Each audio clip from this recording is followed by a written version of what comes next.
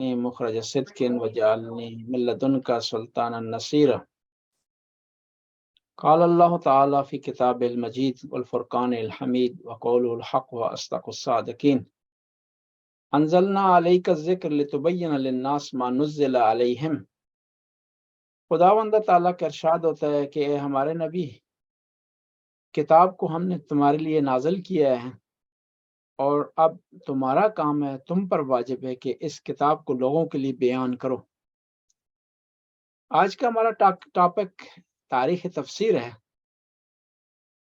تو اس سے پہلے کہ ہم تفسیر کی تاریخ میں وارد ہوں، مناسب سمجھتے ہیں کہ تفسیر کا معنی بتا دیں۔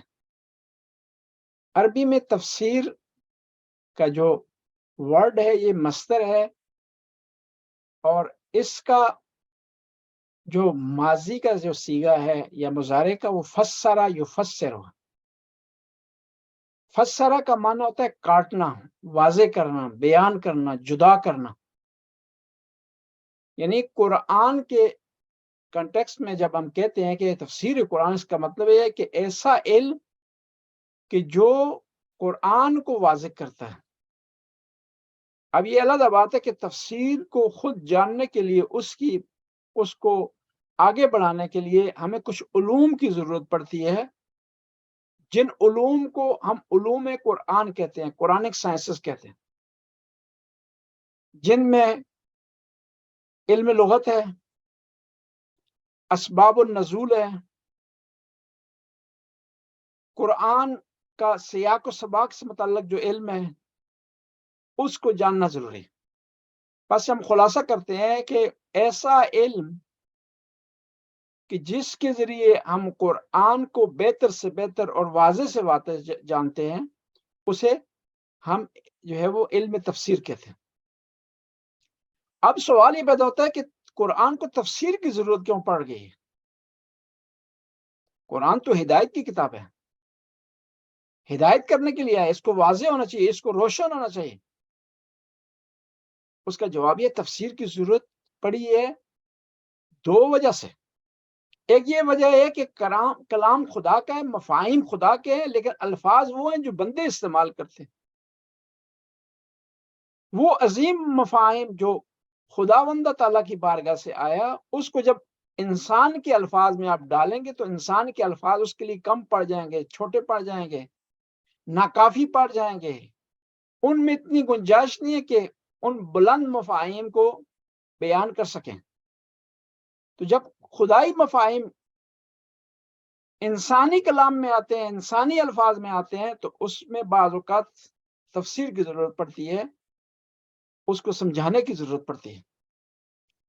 ایک وجہ یہ ہے۔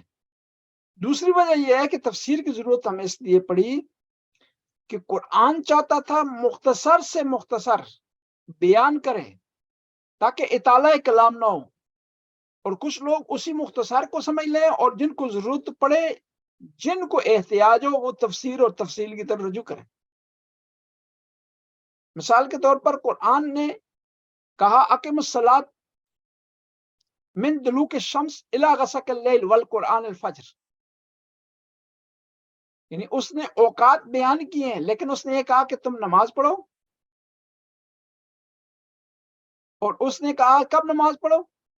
سورج نکلنے سے پہلے، یعنی فجر کے وقت، سورج ڈھلنے کے وقت، اور جب رات کا کچھ حصہ گزر جائے۔ اب اس کی جو تفصیل چاہیے تھی، اب اس نے کہہ دیا اب جو آدمی جستجو ہوگا، متلاشی ہوگا، جو دستور رکھتا ہوگا، جو متلاشی ہوگا، جس کو تڑپ ہوگی، جس کو جاننے کی خواہش ہوگی، وہ رجوع کرے گا کہ یہ نماز جو قرآن نے ذکر کی ہے، نماز قائم کرو، یہ ہے کیا، اس کی رکعت کتنی ہے، اور کس طرح اس کو ہم نے بجا لانا ہے، کس طرح ہم نے اس کی طرف آگے بڑھنا ہے۔ بس قرآن کی تفسیر کی ضرورت پڑی، اور پھر پیغمبر نے ارشاد فرما دیا انی تارکم فیکم الثقلین کتاب اللہ و اطرت اہل البیت، کہ میں تمہارے درمیان دو چیزیں چھوڑ کر جا رہا ہوں، قرآن و اہل بیت، یعنی جہاں تمہیں قرآن سمجھنا ہے اہل بیت کی طرف رجوع کرو، جب آل بیت کے بارے میں جاننا چاہتے ہو تو قرآن کی طرف رجوع کرو، یہ ایک دوسرے کے مکمل ہیں، ایک دوسرے کو مکمل کرنے والے ہیں۔ بس تفسیر کی ضرورت اس لیے پڑی مسلمانوں کو، اور پھر اس سے بعد کئی اور عوامل ہیں، کچھ اور فیکٹرز ہیں جن کی وجہ سے تفسیر کی ضرورت پڑی۔ مثلاً قرآن اسلام کا دوسرے ممالک تک پھیلنا، جو عربی نہیں تھے، جو اجمی تھے، پھر انسان کی سب کی عقل برابر نہیں ہے، سمجھ برابر نہیں ہے، سوچ برابر نہیں ہے، انسان مختلف معاشروں میں پلا بڑا ہے، اس معاشرے کے مطابق قرآن کو سمجھنے کی کوشش کرتا ہے، سمجھنا چاہتا ہے، اس کو ایک مفسر کی ضرورت ہے، ایک تفسیر کنندہ کی ضرورت ہے۔ بس تفسیر کی ہمیں ضرورت پڑی، تو اب یہ دیکھنا ہے کہ سب سے پہلے تفسیر کس نے کی، سب سے پہلا مفسر کون ہے قرآن کا؟ خود قرآن کے مطابق نبی کریم کی ذات مبارک قرآن کی تفسیر کر رہے ہیں۔ اور یہ بھی جان لیں، بہت سارے ایسے مطالب جو صحابہ کرام کے لیے واضح روشن تھے، کیوں قرآن ان کے درمیان نازل ہو رہا تھا، وہ قرآن کے پہلے مخاطب تھے، ان کے لیے واضح روشن تھی، لیکن بعد میں آنے والے ایسے افراد جو کہ اس ماحول میں نہیں تھے جہاں قرآن نازل ہوا، ان کو ضرورت پڑی کہ وہ قرآن کی تفسیر کی طرف جائیں۔ بس پہلے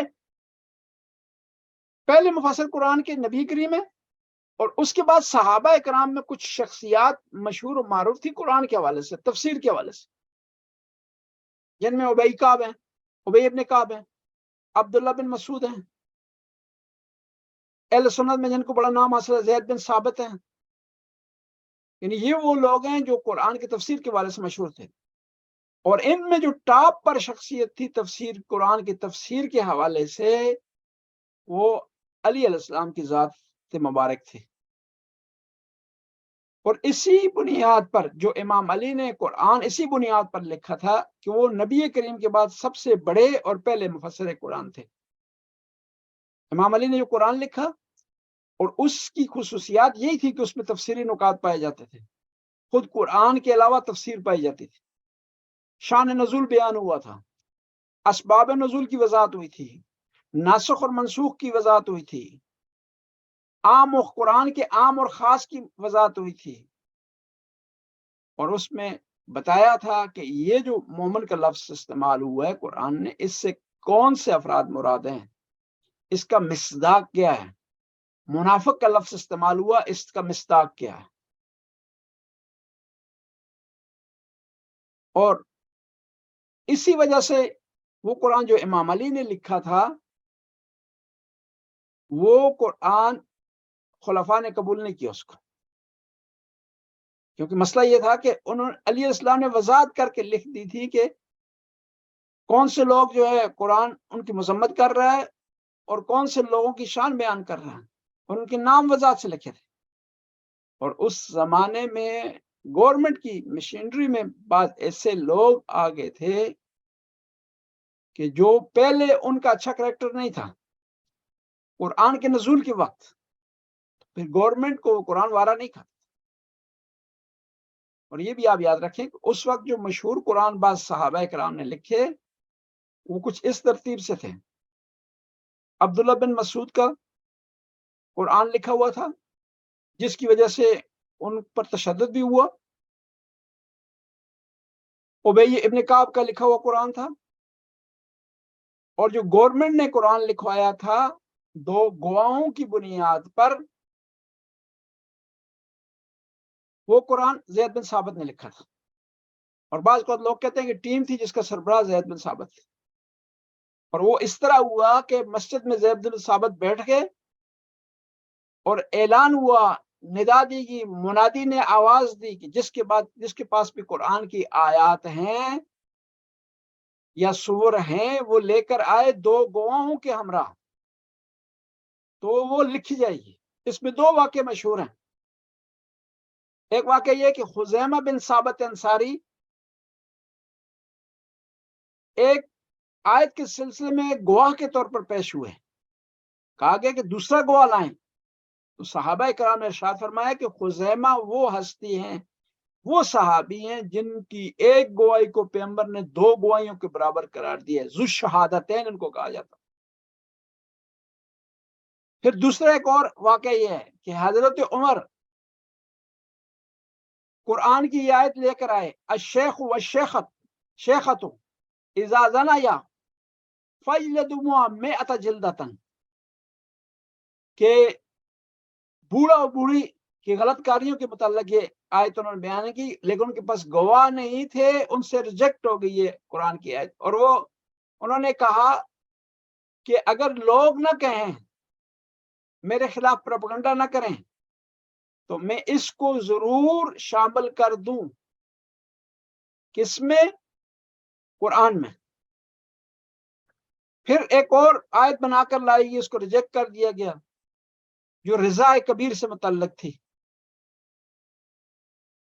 اس کو ریجیکٹ کر دیا، جو بخاری میں تذکرہ ہے جس کا کہ یہ قرآن کی آیت تھی، اس کو شامل نہیں کیا گیا۔ خلاصہ یہ ہے کہ اس زمانے میں کچھ لوگ قرآن کے مفسر کے حوالے سے مشہور تھے، مشہور و معروف تھے، اور صحابہ کرام کا یہ پہلا طبقہ ہے جو قرآن کی تفسیر کیا کرتا تھا۔ لیکن دوسرے طبقے کے بعض لوگ ہیں جن میں سے عبداللہ بن عباس ہیں، قرآن کے مفسر ہیں، اور حبر الامہ انہیں کہا جاتا تھا، اور ان کا یہ قول ہے کہ القرآن یفسرہ الزمان، کہ قرآن کی یہ خصوصیت ہے کہ اس کو زمانہ تفسیر کرتا ہے، یعنی قرآن کی ایک آیت ہے، ممکن ہے اس کی تفسیر پیغمبر کے زمانے میں اور ہو، ہمارے زمانے میں اور ہے۔ اور انہوں نے بجا کہا، بالکل صحیح کہا، قرآن کی ایک آیت ہے، اس کی 3 تفسیریں بنتی ہیں زمانے کے مطابق۔ فَاسْأَلُوا أَهْلَ الذِّكْرِ إِن كُنتُمْ لَا تَعْلَمُونَ، اہل کتاب، اہل علم سے سوال کرو جب تم نہ جانتے ہو۔ اس کی تفسیر 3 تفسیریں بنتی ہیں، شان نزول کے حوالے سے، مصداق کے حوالے سے، اور مفہوم عام کے حوالے سے۔ یہ بھی آپ جانیں کہ ٹھیک ہے قرآن کا پہلا مخاطب صحابہ کرام ہے، لیکن قرآن کا نزول مختص نہیں ہے ان کے ساتھ، ورنہ یہ کہنا کہ قرآن عالمی ہے، ہمیشہ کے لیے ہے، قیامت تک ہے، معنی نہیں رکھتا۔ فَاسْأَلُوا أَهْلَ الذِّكْرِ، جب اس کے شان نزول میں ہم جاتے ہیں تو شان نزول اس کا یہ ہے کہ عرب کے بدو پیغمبر کی خدمت میں حاضر ہوئے اور آ کر کہا کہ آپ یہ کہتے ہیں کہ آپ کا نام تورات میں آیا ہے، آپ کا تذکرہ تورات میں آیا ہے، اور تورات میں آپ کا نام، تذکرہ، آپ کے احوال موجود ہے، آپ کی آپ کے بارے میں پیشن گوئی موجود ہے۔ ہم تو پڑھے لکھے نہیں ہیں، ہم تو تورات کو جانتے نہیں، بس یہ آپ کا کہنا کہ آپ کا تذکرہ آیا تورات میں ہمارے لیے حجت نہیں ہے، ہمارے لیے دلیل نہیں ہے۔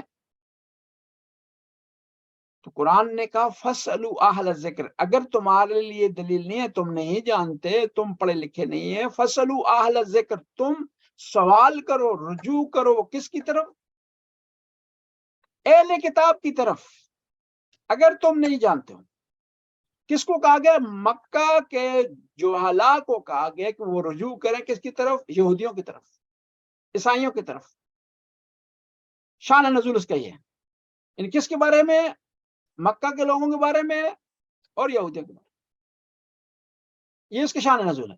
لیکن قرآن کیونکہ مختص نہیں ہے اپنے شان نزول سے، خاص نہیں ہے، یہ ہمیشہ کے لیے، ہمیشہ ہر زمانے کے لیے، تو یہاں پر ہم 2 مفہوم نکالیں گے۔ مکہ والوں کو کیوں کہا گیا ہے کہ وہ رجوع کریں یہودیوں کی طرف؟ کیونکہ وہ ان پڑھ ہیں، پس ہر ان پڑھ کو، ہر جاہل کو حکم دیا گیا ہے کہ کس کی طرف رجوع کرے؟ پڑھے لکھوں کی طرف، کیونکہ یہودی اس وقت پڑھے لکھے تھے۔ بس اس بنیاد پر ہم کہیں گے کہ جو آدمی بھی دین کا علم نہیں رکھتا، اس کو چاہیے کہ وہ سوال کرے اس آدمی سے جو دین کا علم رکھتا ہے۔ یعنی پہلی تفسیر اس کی مکہ کے لوگ اور یہودی، دوسری تفسیر ہر آدمی جو علم نہیں رکھتا، ایسے آدمی کی طرف رجوع کرے جس کے پاس علم ہے۔ اور اسی سے علماء نتیجہ نکالتے ہیں کہ ہر عامی پر، ہر عام آدمی پر، ہر مکلف پر، عام مکلف پر واجب ہے کہ وہ رجوع کرے کہ مجتہد کی طرف۔ 2 تفسیریں۔ اور اب تیسری تفسیر کون سی ہے؟ وہ تفسیر یہ ہے کہ تم رجوع کرو جو کہ نہیں جانتے ہو ایسے افراد کی طرف کے جو جانتے ہیں، اور جو جانتے ہیں اس کا اتم مصداق، اس کا بہترین مصداق قرآن کی روشنی میں راسخون فی العلم ہے، وہ کون ہے؟ اہل بیت کی ذات۔ بس اے صحابہ اکرام، تمہیں پر ضروری ہے، تم پر واجب ہے کہ تم رجوع کرو، سوال کرو کس سے؟ امیر المومنین کی بارگاہ سے۔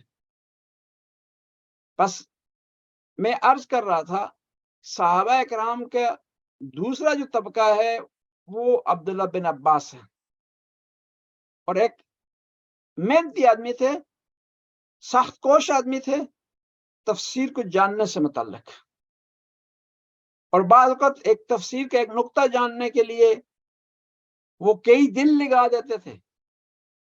اس کی مشہور و معروف مثال ہے کہ قرآن کی آیت ہے سورہ تحریم میں، قد زغت قلوبکما، یہ قلوبہما ہے، ابھی ایگزیکٹ میرے ذہن نہیں، کہ قرآن نے کہا ہے کہ پیغمبر کی دو زوجہ ایسی ہیں جن کے دل ٹیڑھے ہو گئے ہیں، انحراف ان میں آ گیا ہے، حق سے پھر گئی ہیں،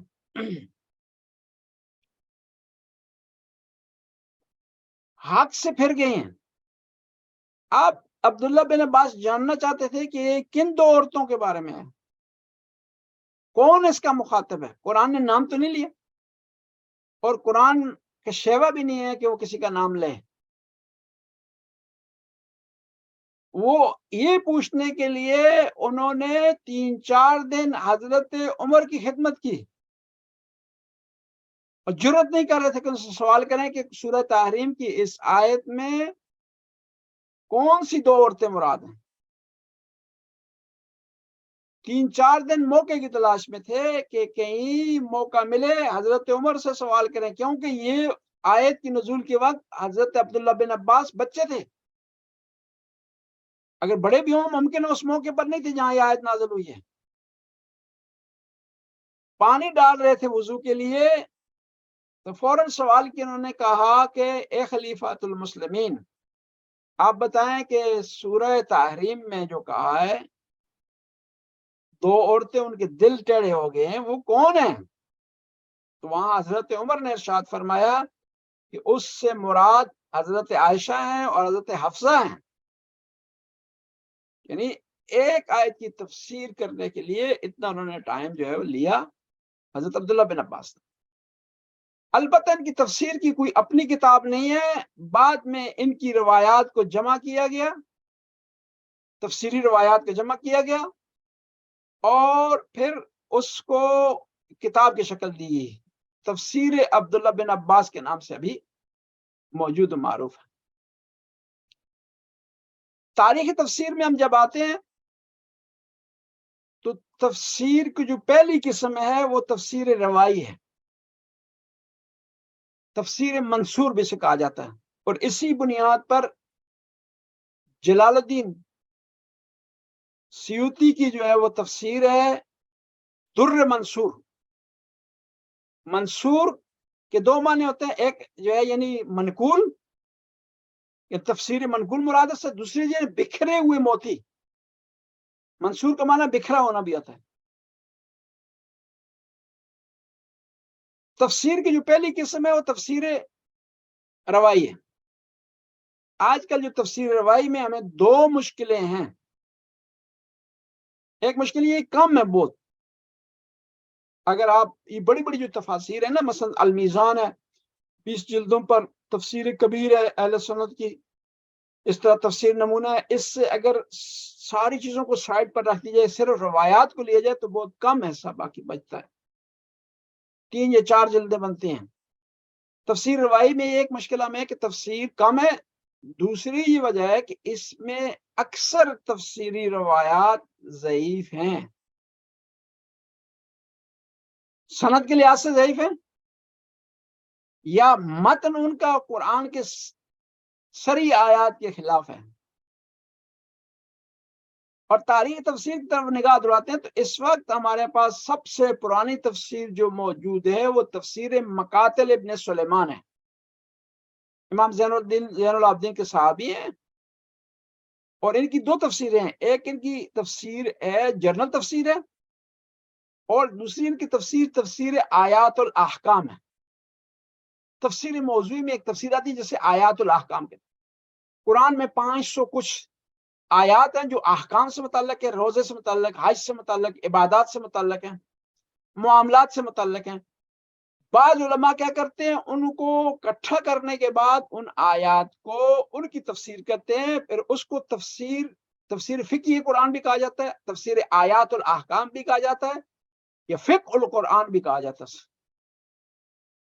بس ہمارے پاس سب سے پرانی تفسیر مقاتل ابن سلیمان، اور راویان تفسیر یہ جو روات ہیں تفسیر کے یا تفسیر روائی کے جو مفسرین ہیں، ان میں سب سے پرانے مین جو آدمی ہیں وہ سدی صغیر ہیں اور سدی کبیر ہیں، اور اکثر تفسیری روایات ان سے نقل ہوئی ہیں، اور ان کے بارے میں اہل سنت کہتے ہیں کہ یہ دونوں شیعہ تھے۔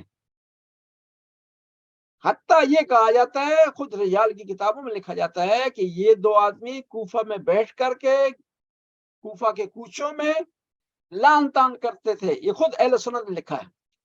لیکن پھر وہ آخر میں لکھتے ہیں کہ یہ شیعہ تھے، رافضی تھے، لیکن ہم اگر ان کی روایات کو تفسیر سے نکال دیں تو تفسیر میں بچتا ہی کچھ نہیں۔ پھر اس کے بعد جو ہے اسی زمانے میں امام زین العابدین کے صحابی ہیں صاحب کلبی، یہ آپ جان لیں، روایات کے حوالے سے چاہے تفسیری روایات ہوں، چاہے فقہی روایات ہوں، چاہے تاریخی روایات ہوں، کسی حوالے سے بھی ہوں، اس میں اکثریت روایات کی حتیٰ اہل سنت کی کتابوں میں شیعہ ہیں۔ اب ایک سوال پیدا ہوتا ہے کہ شیعہ لوگ کس طرح ہو گئے سارے راوی؟ جواب یہ ہے کہ کیونکہ اہل سنت میں اس زمانے میں حدیث پر، روایات پر، تفسیر پر، قرآن کے علاوہ کوئی چیز بھی لکھی جاتی تھی اس پر پابندی ہوتی تھی، اور اہل بیت علیہ السلام کے جو صحابہ تھے انہوں نے اس زمانے میں کوشش کی کہ تفسیر کو اکٹھا کیا جائے، تفسیر کو جو آگے بڑھایا جائے۔ اب ہم تاریخ تفسیر سے تھوڑا آگے بڑھتے ہیں۔ خود تفسیر کی کتنے جو اقسام ہیں؟ تفسیر کو دو حوالے سے تقسیم کیا جا سکتا ہے۔ ایک تفسیر کا سورسز کے حوالے سے تقسیم کیا جا سکتا ہے، ایک تفسیر کو ہم تقسیم کر سکتے ہیں اسکول آف تھاٹ کے حوالے سے۔ مثال کے طور پر ایک مفسر وہ عارف تھا، اس نے عرفانی تفسیر لکھی ہے، جس طرح ملا صدرہ تھے انہوں نے تفسیر عرفانی لکھی۔ ایک مفسر فلسفی تھا، اس نے فلسفی انداز میں لکھی ہے، جس طرح المیزان ہے۔ ایک مفسر وہ سوشیالوجی میں ماہر تھا، اس انداز میں لکھی۔ ایک مفسر مناظر تھا، مناظرانہ انداز میں اس نے تفسیر کی، قرآن کی تفسیر کی ہے۔ اور پھر یہاں جب تفسیر کی ہم بات کرتے ہیں نا تو کیا ہوتا ہے، تفسیر کی ہم جب بات کرتے ہیں وہاں شیعہ سنی کی بات نہیں ہوتی ہے، وہاں علمی بات ہوتی ہے، وہاں علم کی بنیاد پر بات ہوتی ہے کہ قرآن کی تفسیر واضح کون کر رہا ہے، کون اچھے انداز میں تفسیر کر رہا ہے۔ بس تفسیر کی جو دو تقسیم کرنے کی بنیاد ہیں، ایک یہ ہے کہ ایک اسکول آف تھاٹ کے حوالے سے تفسیر تقسیم ہوتی ہیں تفسیریں، اور ایک سٹائل، ٹول جو استعمال کیے ہیں تفسیر کرنے میں۔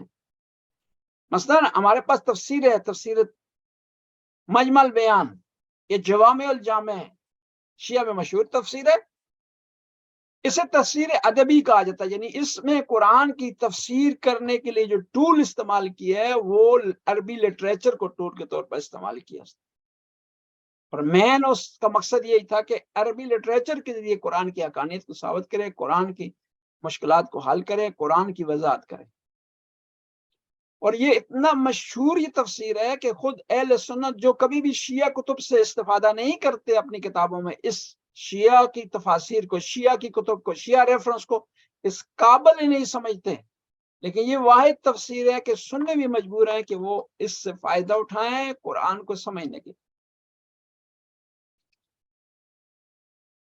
اب جو ہے وہ ہم آتے ہیں اس زمانے میں کون سی تفسیریں مشہور ہیں شیعہ، پھر سنی تفسیر کی طرف آتے ہیں وہ کون سی مشہور ہیں. ہمارا ٹائم بھی 2-3 منٹ باقی ہے کیونکہ سوال جواب کا سیشن ہوگا، اس کے بعد میں نے کہیں جانا بھی ہے تو ٹائم اتنا نہیں ہمارے پاس آج. تو اب تفاسیر کی طرف آتے ہیں ہم کہ جو تفسیریں اس وقت، ایک تو تاریخ تھی نا تفسیر کی، اور تاریخ میں بہت ساری ایسی کتب، ایسے ریفرنس ہمارے پاس تاریخ نے لکھے ہیں لیکن اب موجود نہیں. شیخ توسی کا جو کتاب خانہ جلا ہے اس میں ساری چیزیں جل گئی، اور دشمن نے جان بوجھ کے ہماری کتابیں، ہمارے سورسز کو تباہ کی، اور کئی کتابیں تقیہ کی وجہ سے لکھی نہیں گئی. تفسیر شیخ توسی کی تفسیر ہے تفسیر تبیان، مجموع البیان. تفسیر روائی میں ہمارے پاس اس وقت تفسیر عیاشی ہے، نور الثقلین ہے، برہان ہے، فیض کاشانی کی تفسیر صافی ہے، ملا صدرہ کی عرفانی تفسیر ہمارے پاس موجود ہے. اور فلسفی لحاظ سے جو ہمارے پاس مین تفسیر ہے اس وقت، علمی تفسیر ہے، ٹاپ پر جو تفسیر ہے تفسیر المیزان ہے. البتہ عوامی لحاظ سے عوام کے سمجھنے کے لیے، عام آدمی کے سمجھنے کے لیے اس وقت جو ہمارے پاس بہترین تفسیر ہے تفسیر نمونہ ہے یا تفسیر نور ہے آیت اللہ کراتی کی. اہل سنت میں جب آتے ہیں تو اس وقت، اور یہ بھی یاد رکھیں کہ جو قرآن کا ترجمہ ہے وہ بھی ایک قسم کی تفسیر سمجھی جاتی ہے، اور تفسیر میں اس سے مدد لی جاتی ہے قرآن کے ترجمے میں، ورنہ بعض کو ترجمہ کرنا مشکل ہو جاتا ہے. مثال کے طور پر عرض کروں گا، قرآن نے کہا کہ نبی ہم نے تیرے گزشتہ اور آئندہ گناہ معاف کر دیے، اور ہمارا نظریہ کہ نبی معصوم ہے. ما تاخر من ذنبک وما تقدم. اب ترجمے والا ترجمہ اگر یہ کرتا ہے کہ خدا یہ کہہ رہا ہے کہ نبی ہم نے تیرے گناہ معاف کر دیے، اس کا مطلب ہے نبی نے گناہ کیے اور معاف ہوئے ہیں، اور یہ عقل کے خلاف ہے، یہ دوسری روایات کے خلاف ہے، دوسری آیات کے خلاف ہے. وما ينطق عن الهوى ان هو الا وحی یوحی. تو اب کیا ہوا، تفسیر کی طرف علماء نے رجوع کیا اس کا معنی سمجھنے کے لیے. تو قرآن میں لفظ آیا ہے دم، ایک اور جگہ جہاں اس کا معنی تومت ہے، وہ کہاں ہے؟ حضرت موسیٰ سے متعلق. حضرت موسیٰ کو خدا نے حکم دیا کہ آپ جائیں قبطیوں کی طرف، تو حضرت موسیٰ نے کہا لہم علی ذنب، انہوں نے ذنب یعنی مجھ پر ایک تومت لگائی ہے اور مجھے ڈر ہے اس تومت کی بنیاد پر مجھے قتل کر دیں گے. یعنی یہاں پر جو قرآن نے کہا کہ نبی تو گزشتہ اور آئندہ گناہ ہم نے تیرے معاف کر دیے، گناہ نہیں مراد تومت ہے، یعنی کافروں نے جو گزشتہ تومتیں آپ پر لگائی تھی ان کو بھی ہم نے مٹا دی ہے، اور آئندہ جو تومتیں آپ پر لگیں ان کو بھی مٹا دی.